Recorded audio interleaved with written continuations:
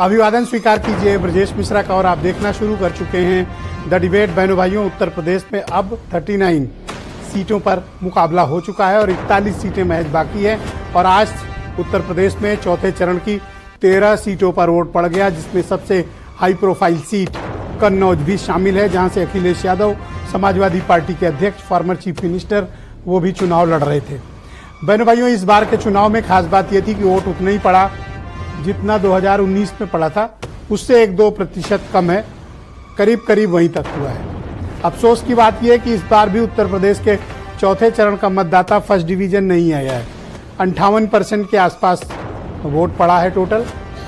लेकिन सबसे खास बात थी लखीमपुर खीरी की, जिसने टॉप किया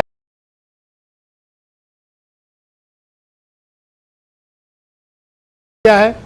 तकरीबन 64%, 64.65% वोट पड़ा है। और कानपुर हमेशा की तरह पिछड़ी रहा है, 53% पोल। लेकिन अच्छी बात यह थी कि पिछली बार से 2% ज्यादा है। क्या रहा है इस चुनाव में? इन 13 सीटों पर किसने वोट दिया? जनता ने किस पार्टी को जिताया है और कौन सी पार्टी इन 13 सीटों पर दावा कर रही है? जनता का मूड क्या था बहनों भाइयों? आज चर्चा इसी विषय पर करेंगे। आज जब उत्तर प्रदेश की 13 सीटों पर वोट पड़ गए तो यूपी में 39 सीटों पर चुनाव हो चुके हैं, यानी तकरीबन आधी सीटें, एक सीट कम उत्तर प्रदेश में चुनाव हो चुके हैं, आधे चुनाव। और आधी 41 सीटें अभी उत्तर प्रदेश में बाकी हैं। इस बार का ये जो चुनाव था, ये तराई से शुरू हुआ था और चंबल तक गया था, इटावा तक। इस बार का चुनाव बहुत ही खास था, बड़ा अहम था। आप शाहजहांपुर से शुरू करें और लखीमपुर खीरी होते, धौरारा होते हुए, आप मिश्रिक सीतापुर होते हुए, जब आप हरदोई की तरफ बढ़ेंगे और फिर गंगा पार करेंगे, कन्नौज की तरफ जाएंगे, अकबरपुर कानपुर होते हुए जब आप बढ़ेंगे इटावा की तरफ, चुनाव उधर ही था। और बहनों भाइयों, बड़ा घनघोर चुनाव था, अप्रत्याशित चुनाव था। और इस बार सबसे खास बात मुझे जो देखने को मिली है वो है शहरी मतदाताओं की उदासीनता। और ग्रामीण क्षेत्र में इस बार के मतदान को अत्यंत उल्लासपूर्ण तरीके से लिया गया।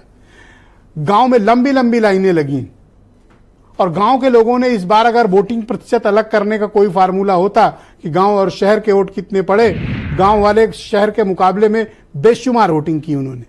अप्रिशिएट करना चाहिए हमारे ग्रामीण मतदाताओं को, जो डेमोक्रेसी पर एक्चुअली बिलीव करते हैं।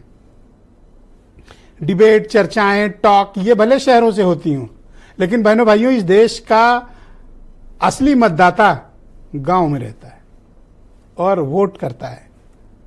उसको भले लोग पढ़ा लिखा कम समझें, कम विशेषज्ञ समझें, कम खुद को पॉलिटिकल पंडित समझें, लेकिन एक्चुअली जो इस देश का, प्रदेश के लोग हैं जो गांव में बसते हैं, वो उन्हें पता है डेमोक्रेसी क्या है और वोट का महत्व क्या है। मेजॉरिटी में उन्होंने वोट किया, लाइनों में लगे रहे घंटों, गर्मी में, धूप में, मगर उन्होंने वोट किया। और शहर वालों ने तो हर तरह की ढिठाई हमेशा करते थे, इस बार भी की। शहरों में वोट कम पड़े हैं और ये सभी शहरों में लागू है बात। अब कानपुर जैसे बड़े शहर, अगर इसमें रूरल एरिया को आप माइनस कर दें तो कानपुर शहर वाले वोट देने तो तकरीबन, मेरे हिसाब से तकरीबन 43-44% शहर के लोग निकले होंगे। मेजॉरिटी लोग नहीं निकले कानपुर शहर में वोट देने। निकलते तो वहां के हालात दूसरे होते, वोटिंग परसेंटेज बढ़ा हुआ होता। सबसे अहम मुकाबला था कन्नौज में, इत्र की नगरी। प्राचीन इतिहास में कन्नौज बड़ी ताकतवर साम्राज्य और राजधानी हुआ करती थी। ऐसा लगता है कि इस बार कन्नौज पर कब्जे की लड़ाई जबरदस्त है, विकराल है, भीषण है और बहुत ही भयंकर है। तब जब समाजवादी पार्टी के अध्यक्ष अखिलेश यादव को खुद मैदान में उतरना पड़ा हो, बूथ बूथ वो गए, ये देखने कि उनके वोट कहीं डिस्टर्ब ना हो। डंडे लाठी भी चली, गाली गलौज भी हुई, धरा पकड़ी भी हुई। और सबसे इंटरेस्टिंग बात कि रूलिंग पार्टी ने अपने ऑफिशियल ट्विटर हैंडल, बीजेपी ने आरोप लगाया कि पुलिस प्रशासन समाजवादी पार्टी के कार्यकर्ताओं के सामने नतमस्तक हो गया है। यह आरोप रूलिंग पार्टी ने लगाया है। समाजवादी पार्टी ने भी बेशुमार आरोप लगाए हैं, लेकिन कन्नौज में रूलिंग पार्टी ने आरोप लगाया कि बूथ कैप्चर कर लिए गए, डंडा चला और पुलिस प्रशासन सपा की तरफ चला गया। यह अद्भुत अपने आप में बात है। तो क्या कन्नौज की कहानी क्लियर हो गई? आरोपों से तो बहनों भाइयों यही लगता है, लेकिन इस देश का मतदाता, और इस बार जितने पत्रकार जा रहे थे वोटर से बात करने, सबसे इंटरेस्टिंग बात थी वो खुल नहीं रहा था। तमाम पूछने के बाद भी, तमाम बारी बात करने के बाद भी मतदाता अपना रुख स्पष्ट नहीं कर रहे थे।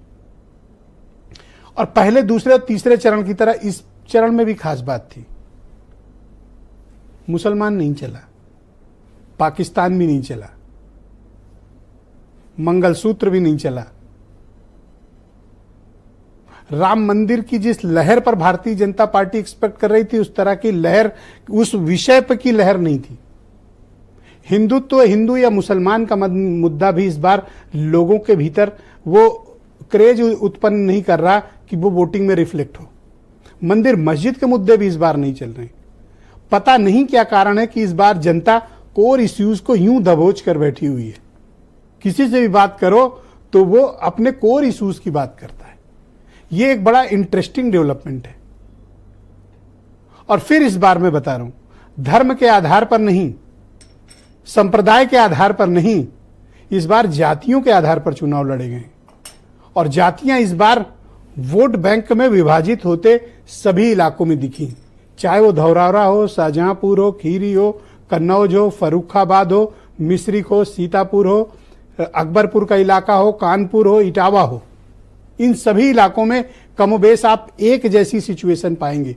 इवन कि उन्नाव में इस बार जबरदस्त फाइट देखने को मिली। एक तरफा पिछली बार 2019 का चुनाव हुआ था, 4 लाख वोट से भारतीय जनता पार्टी जीती थी। लेकिन इस बार समाजवादी पार्टी की प्रत्याशी अनु टंडन ने गजब मुकाबला किया है। जीत हार किसी की भी हो, लेकिन बहनों भाइयों 13 की 13 सीटें इस बार 2019 में बीजेपी के पास थीं। लेकिन इस बार कई सीटें, तमाम सीटें उसकी फाइट में फंसी हुई हैं और कई सीटें उसके पास रहेंगी या कई निकल भी जाने के आसार, संकेत इस बार मिल रहे हैं। चुनाव इस बार आसान किसी के लिए नहीं, चाहे वो रूलिंग पार्टी हो या अपोजिशन हो। इसलिए आप देख रहे होंगे ग्राउंड पे किस्म किस्म की मेहनत हो रही है। रूलिंग पार्टी पूरा उसका मुद्दा क्लियर है, 370 से लेके, राम मंदिर से लेके, मुसलमान से लेके, पाकिस्तान से लेके, एवरीथिंग। और अपोजिशन ने क्या पकड़ रखा है? संविधान बचाना है, आरक्षण बचाना है, चुनाव को बचाना है, वोट के अधिकार को बचाना है, नौकरी देनी है, रोजगार देना है, महंगाई कंट्रोल करना है, किसान के हित में काम करना है और हर महिला के अकाउंट में राहुल गांधी 8,500 देंगे। इसकी बज अपोजिशन क्रिएट कर रहा है।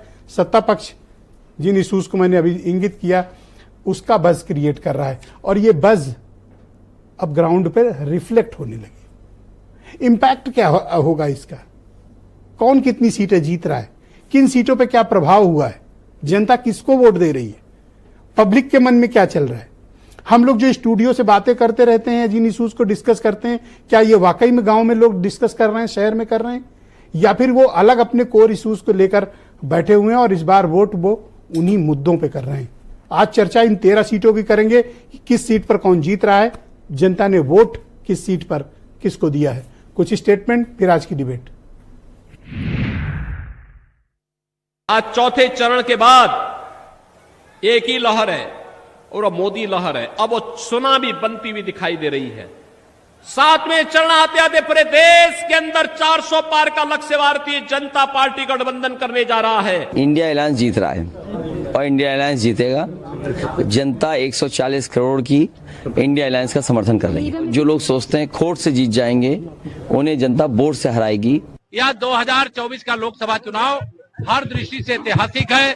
हम बहुत बड़े बड़े अंतर से लोकसभा का चुनाव जीत रहे हैं। मैं आपको एक बात की गारंटी दे रहा हूं, रायबरेली की जनता लिख लो, जून 4 को नरेंद्र मोदी हिंदुस्तान का प्रधानमंत्री नहीं होगा।